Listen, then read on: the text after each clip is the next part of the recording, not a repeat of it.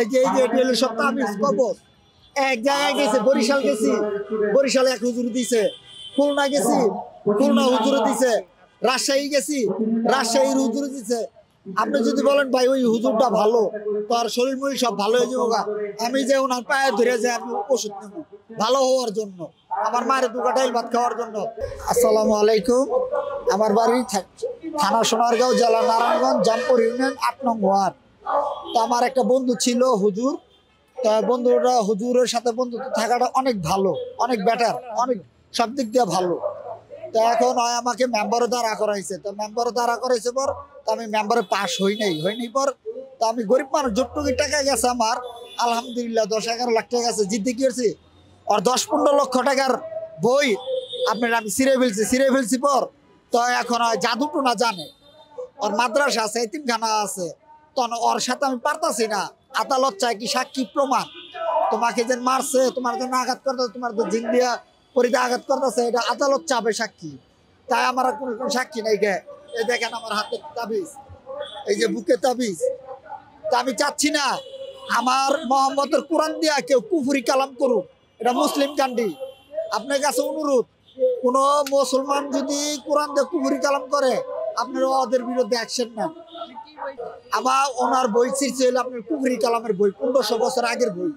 এটা বুঝবে হইলো হুজুররা, যারা কুফরি করে, জাদুটোনা করে, ওনারা বুঝবে। আমার ক্ষতি করছে মনে হয়, আমি কোনো ব্যবসা বাণিজ্য করতে পারতেছি না। আমার যে বুড়া মাঠা আছে, আমি বুড়া মাঠা নিয়ে খাইতে পারতেছি না। আমি বিবাহ করছিলাম, আমার 2টা সন্তান ছিল আর মাদ্রাসায়। তো 2টা সন্তানরা টুকাই বানায় ফেলছে, ডাইরেক্ট কথা। স্বামী স্ত্রী আমরা 2 জনের বিচ্ছিন্ন। তো বিচ্ছিন্ন ওটা কোনো সাবজেক্ট না। আমি চাইতেছি আমার মাটা নিয়ে সুন্দর মতো জীবনযাপন হলে আমি খাবো। আমি তা খাইতে পারতাছি না, ওর সাথে আমি পারতাছি না, আমি ধরাইতেও পারতাছি না। আমি ওসি স্যারের ফোন দিছি, ওসি স্যারে কইতাছে, আমি সোনারগাঁ স্যার, ওসি স্যারে কইছি তুমি আসো। জি, ওসি স্যারের নাম জানি না, কিন্তু নাম্বার আছে, বলছে যাওয়ার জন্য। আমি রাত্রে যাব।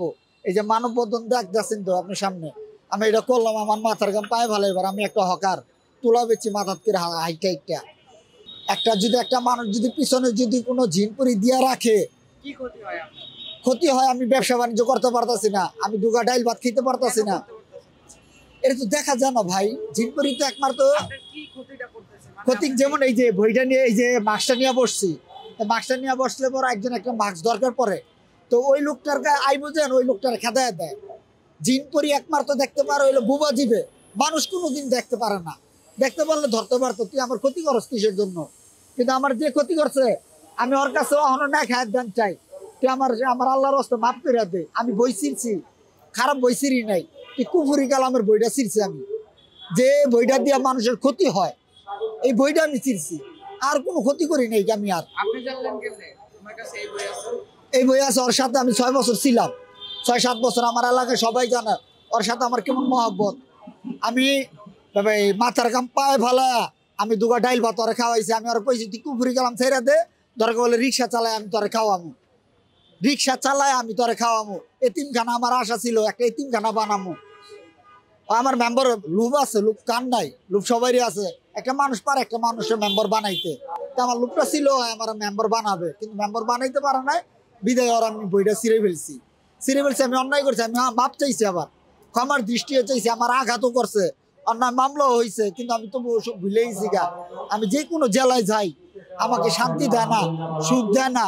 আমি ব্যবসা বাণিজ্য করে আমার মার দোকানে ডাইল ভাত খামো, তা না। আমি একটা মেম্বার, আমার মা ভিক্ষা করে খাচ্ছে এখন বর্তমানে। ভিক্ষা করে খাবে কিসের জন্য? আমার মতন পোলার ছেলে হাত পাওয়া থাকতে। একটা হইলো মানুষ মার্ডার হয়ে গেলে মানুষ মরা জায়গা, আরেকটা হইলো মানুষ ল্যাংটা হয়ে যে হাইটটা জায়গা বলে পাগল হয়ে গেছে গা। আমার বুঝতে জ্ঞান এখনো ঠিক আছে, তার জন্য আপনার সাথে আমি কথা বলতে পারছি, যে মানববন্ধনটা আমি করতে পারছি।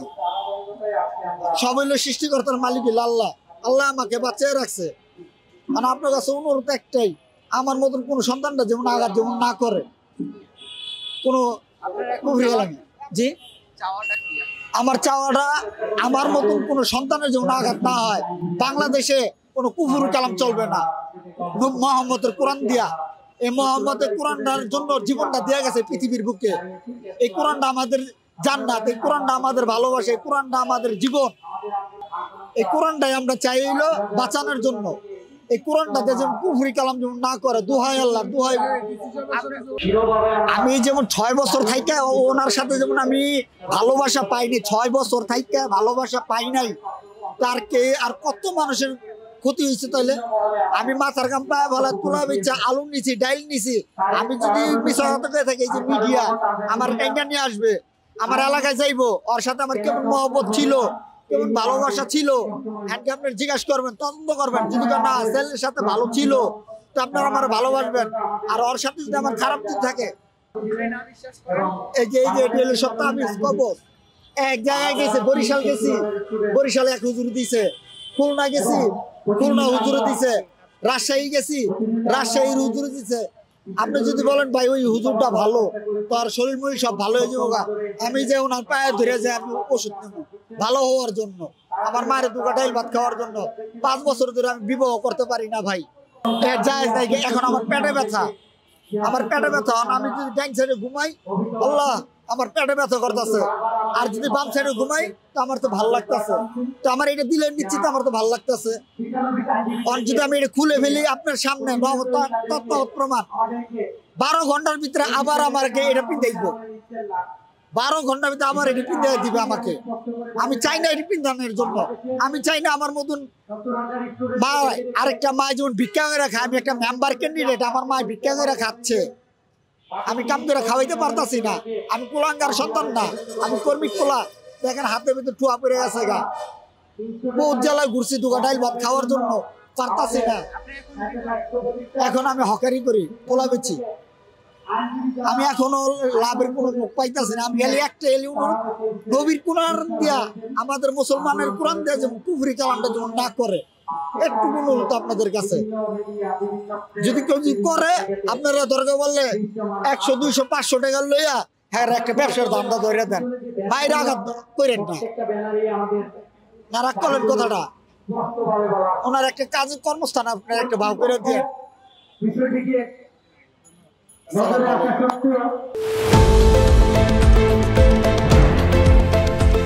দেশের পাশে, বিশ্বের সাথে, মেট্রো টিভি।